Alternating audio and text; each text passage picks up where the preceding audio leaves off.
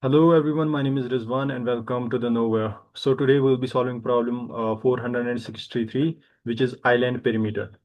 So in this problem, what we are given is as a grid basically, and in this grid we have ones and zeros. So ones represent the land body or the land mass, and zeros represent the water body. So what we have to do is we have to find the perimeter of the land body. So this is what we are given here.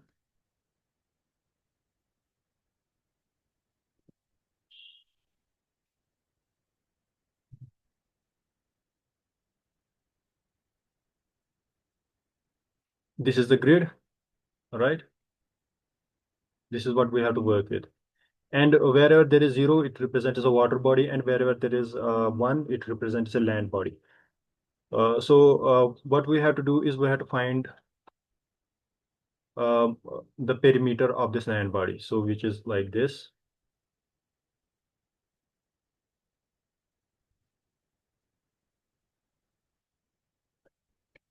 All right. So if we are going to find, how are we going to approach this problem? So as soon as we find one, which is a land body in the grid, then what we will do is we will simply put perimeter is equal to 4.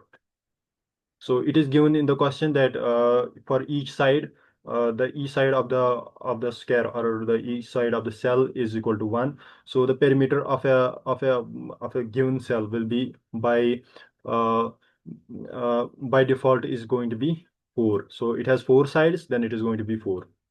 All right.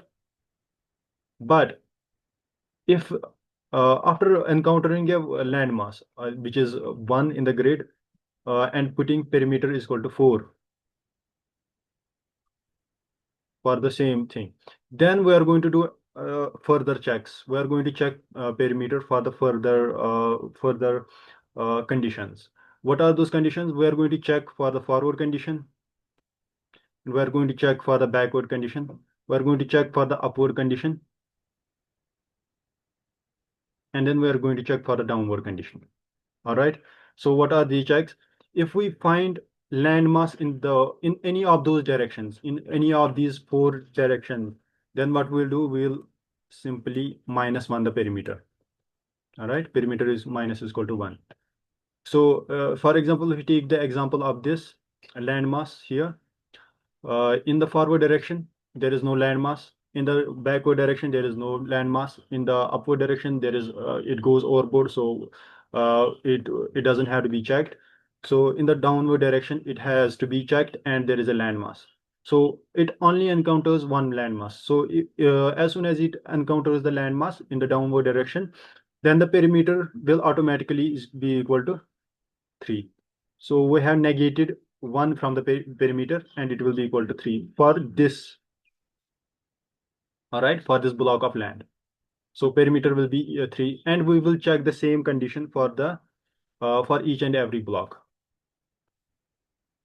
Now we're going to check condition for this block, all right?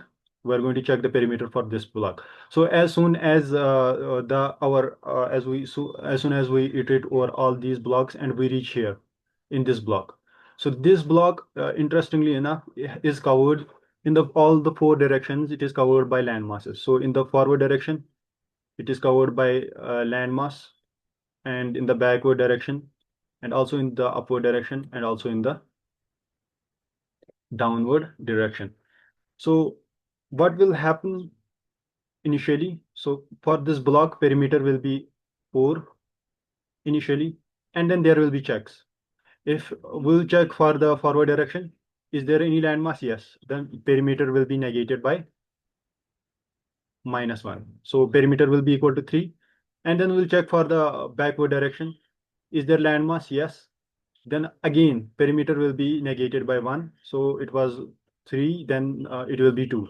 So we will check for the upward direction. Yes, is there landmass? Yes, perimeter will be negated by 1. And we'll check for the downward direction. If is perimeter going to be negated? Yes, it is. So it will be negated by -1. So at the end of the day, perimeter for this block will be equal to 0. So we assigned perimeter is equal to 4, and then we checked for the conditions, and we negated -1 from the perimeter if the condition is any other condition is met. So we have four conditions. What are the conditions? We are going to check land mass in the forward direction. We're going to check land mass in the backward direction. We're going to check land mass in the upward direction, and also we're going to check the land mass in the downward direction. So if all those four conditions are met, then the perimeter for this block is going to be 0, because we have negated 1 for each of the condition that is met. So this is how we are going to iterate over. At the end of the day, we will get the perimeter for each and every block of this landmass. So this is what we are going to get. We'll take a look at the code here.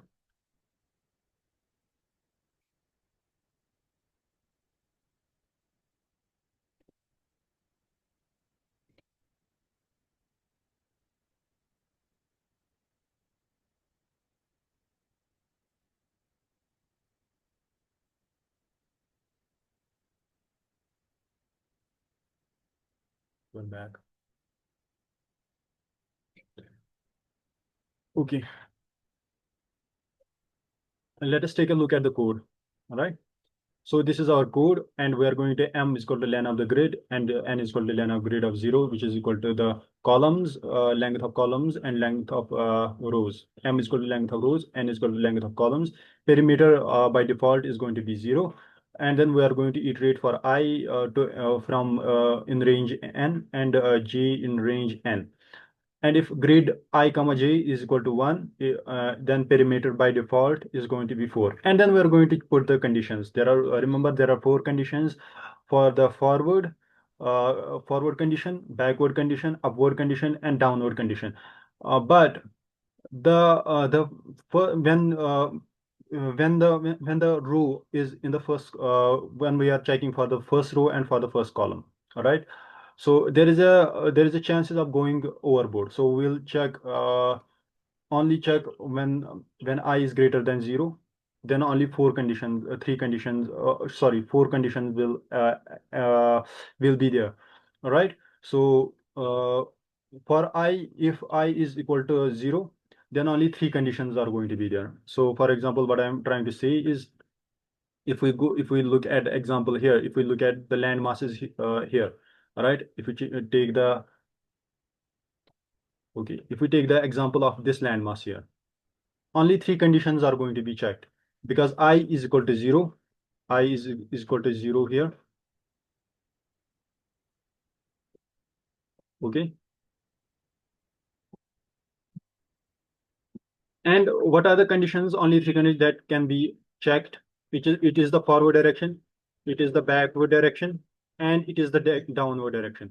The upward direction cannot be checked, because if we check for the upward direction, it will go overboard.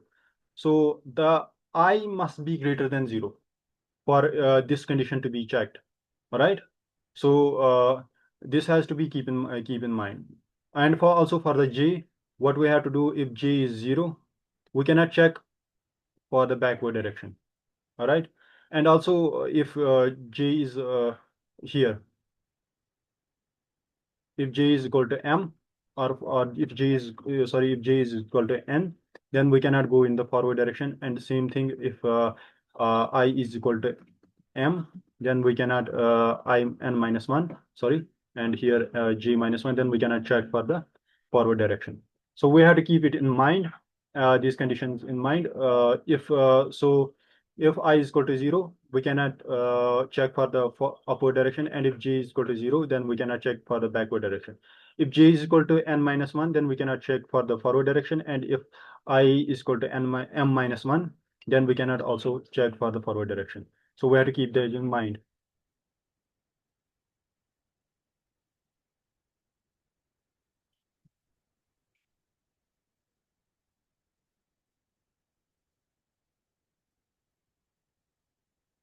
So this is the, and after that, we will simply return the perimeter. So this is the code for it.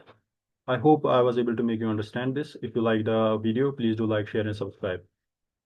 Thank you.